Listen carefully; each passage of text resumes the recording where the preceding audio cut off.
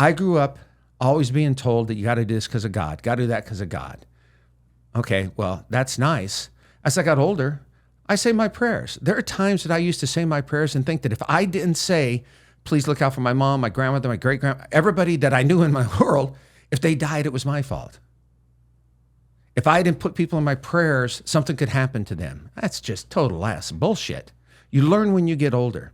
When you're younger, sometimes we have no choice. If you're born into a family and they have a certain religion, you're going to be part of that religion. Even if it's a religion that's more like a cult or a sect, you're going to be part of that without a choice because you're not going to know any better. If you don't know any better, how are you going to ever have an opportunity to go out and try something different? A good example is the Amish, okay? I truly don't know what the religion is, but I know there's a time when the boys and girls turn 18, I can't sure what age it is, they get a year or 2 years to go out and see what the real world is like so they can make a decision. That's amazing to me. You get to go see what the rest of the world is like. If you really want to talk about God, look at other religions. Find one that works for you, not one that works for your mom, your dad, or the police, or the community you're in, or if you're insulated. There's a lot of religious communities that live within 50 blocks of each other. They live in certain parts of certain cities.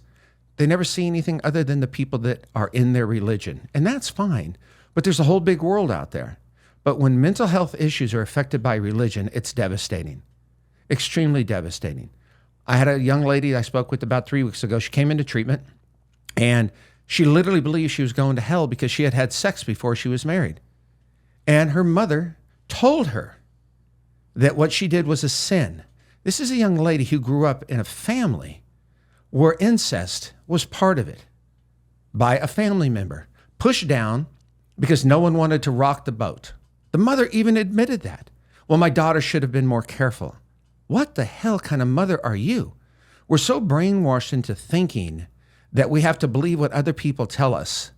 It doesn't work that way. It's like life is hard, okay? But there's a hard choice here and a hard choice there. Which hard choice are you going to choose? One that's going to continue to degrade you and shame you, make you feel less than, make you have fear, make that anxiety? Or you're going to choose the hard one that you challenge something. You talk about it. You ask questions. We're so programmed to think that we need to stay with our family that we were born into. And it's a beautiful thing if you can. But a lot of that dysfunction is passed down. So what's going to happen? If you don't have an opportunity to get better, when you have kids, you're going to do the same thing. Think about the holidays when it comes to mental health and the holidays. Christmas, a religious holiday. First of all, who the hell knows when Jesus was born? Good guess, the 25th. I guess it's good for commercial and all of the support that people have and all of the packaging and the prizes and everything you get for Christmas. I had somebody say this year, I can't wait to get my prizes. I'm like, what prizes? Well, think about this. If you're not good, Santa's not going to give anything. It's a prize. It's not a gift. It's like a freaking competition. But when you have all these different religious holidays that are out there that you need to abide by because of your religion, and if you don't, oh, you're definitely going to hell. Okay, like for Easter in the Catholic Church, you've got 40-day fast. Actually, I believe it's 44, but then again, I'm not a mathematician. And when we were younger, what are you going to give up? What are you going to do? Then if you break it, holy shit, I did something wrong.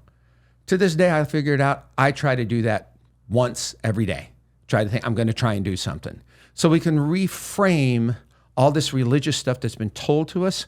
And I don't want to use the word taught, because to me, when you're taught something and you get an education, you have an opportunity to ask questions.